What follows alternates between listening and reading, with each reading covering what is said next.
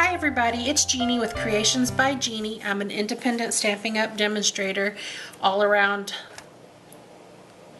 crafty card lover person. Today we're going to do reflections. I've done several different examples here. This is using the new Moon Lake stamp set that features 6 stamps. It's in the new 2015 Occasions catalog, and I absolutely love this. Now you could also color in, but I did not color mine in. I just left them like they were. There are different ways out there. I have tried every which way. I've done the packing tape, and it doesn't matter how much embossing buddy I do and how little I press, I either do not get a good image or I tear the cardstock underneath. So today I'm going to teach you a little different way. I've seen it done with wax paper as well, but I have something that I think to me works the best, and I'll explain that in just a sec. We're going to start, this is my map from my troubled card the other day. 4 1/4 by 11, scored at 5.5 inches. That is our base. Then we have the matte layers are going to be 5 1/4 by 4 inches, and then 5 inches by 3 3/4. We're going to start with this one. So we're going to use him today. And we can do this card, how about lengthwise instead of up and down. So it still doesn't matter because you can turn it that way and open it that way. I was planning on doing it that way, but that's all right. Now, you're going to need several different inks. I know this sounds kind of crazy. Okay, I have Wild Wasabi. I do not have an actual big pad. I just have the little stamping. I have Sky Blue, Lost Lagoon. We're going to try Tempting Turquoise. I've not used it before in here. And then the Baked Brown Sugar. And you can also go with chocolate chip or some other shade. This is not any rhyme or reason. I'm going to do some sponging. So let's get our sponges ready. We're going to start with the sky blue ink, and instead of sponging, I'm going to drag it across the top of my pad. And that one came out actually a little more juicier than I intended. Let's go do it again. There we go. Get a little different strength on there, and that's fine. I like that you have some lighter and some darker spots. Now this we'll kind of try to fix in a minute here, which nothing has to be perfect on here because this is, as you know, on the 2 samples, that everything is unique. No sponging is going to be the same each time you do it. So the next thing I'm going to do is I'm going to go ahead and take the, make sure it's the right sponge. Yeah, this is my Wild Wasabi.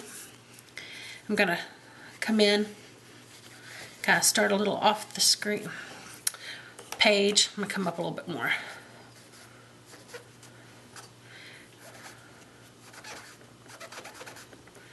We're going to kind of, this looks kind of funny and you can hear it squeaking. Okay, now we're done with that one. I may go back and use the sponge in a few minutes, but next we're going to go to the Baked Brown Sugar. This one is going to kind of go into the green as well. I wanted to have some green for the grassy area, but I also kind of want it to look like the dirt and the grass and water. Oh, shoot. See now, I sponged. Oh well. I didn't realize I set it down there and we kind of messed that corner up. But we're going to try to fix that. Let's see. Let's get some green up in there. Now maybe a little more brown back in there. Okay.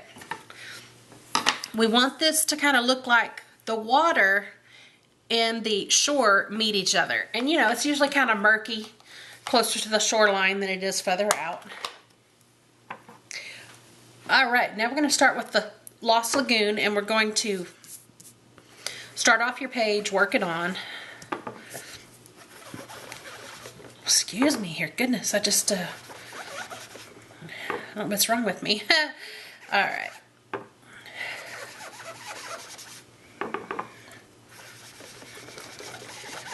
Now we're just going to work this color on. You can get it as dark as you want in places, as light in places. Now I'm going to try to, we're going to get it to work up. As you can tell, I'm going into the greens and the brown up here.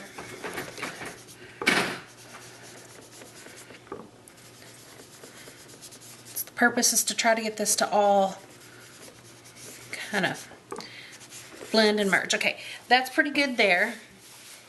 All right, now I didn't use the Tempting Turquoise on the two samples, but I'm going to try this one. We're going to see. Let me give it a little, yeah, a little more blue in some places. Some across the bottom here. Trying to pull some of that up and down. I've got a big giant cat on the table. Loki, get down. Get. It's a 25-pound cat almost. Get off the table, kitty. Shoot. All right. He jumped down, thank goodness. Walk over here and be walking around with ink all over his paws on everything. All right, now we're going to come back to the sky.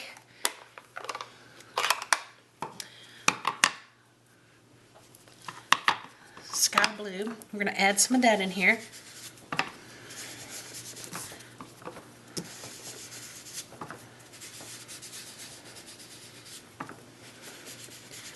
I'm going to work on these lines here. Okay, now I'm going to turn it over.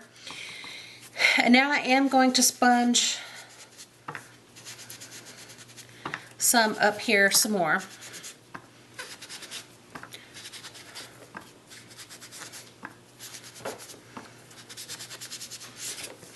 I'm just kind of going crazy in there with that. Let's see which one.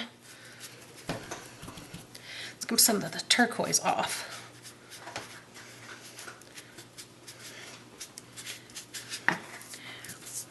Okay, I think I'm all right now with my sky. My ground is okay. Let's put a little there. Let's come back to that one, darken that up a tiny bit right there. We are going to stamp him in Mossy Meadow, and that's fine. Okay, Mossy Meadow. Oh yeah, actually I think that looks pretty good. I am going to stamp using the Stamp-a-ma-jig again, because I want him to look like he's kind of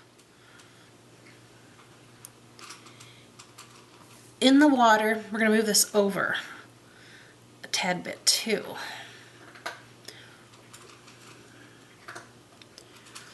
About right there is where he needs to be. Okay, I'm going to put this in. Can y'all see that? Hopefully.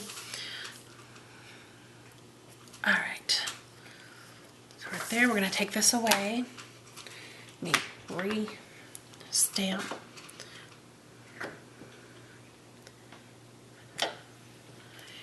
There we go. Now, As I said earlier, that I was going to show you a different way, and other people may already have this. I'm not really sure if anybody's done this or not. Instead of using wax paper or packing tape, I am using the Stamp-a-ma-jig to stamp my image to do my reverse on. If you notice, you can hear it. I guess y'all can see that. This is a rough side. This side is really smooth. We're going to stamp on the smooth side. I'm going to stamp.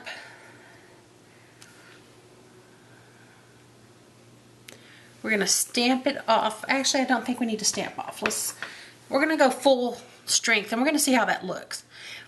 Okay, I'm just going to stamp on here. Hopefully I didn't move. No.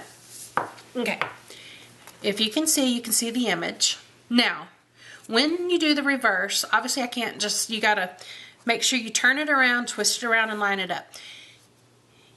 And we're going to come in,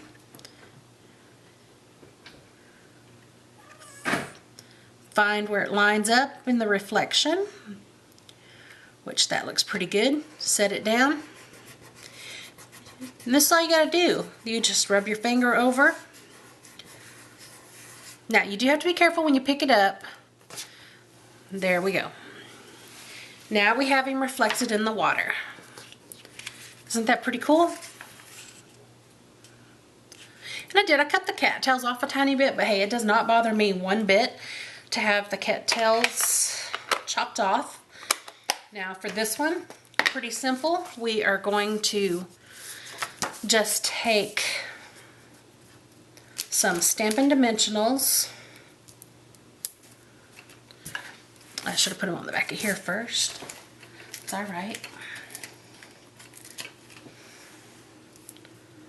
Now, we're just going to put this evenly on here, well, as evenly as I can get it. Okay, now I'm just going to snell. Should have put that on. Well, yeah, I probably should have stuck this down to the card base first, but hey, I do everything backwards. Nothing is ever easy with me. Okay, now go. Okay, that's on there. Now, see, he's floating in the water with the murky shore in there. He is reflected. Now I'm going to take a modern label punch. We're going to take a little of the mossy oak.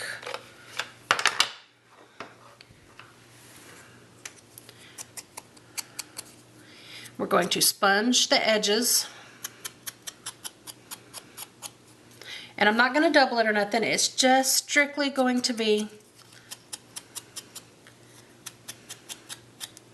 the one label as it is. We're going to use the Thinking of You stamp.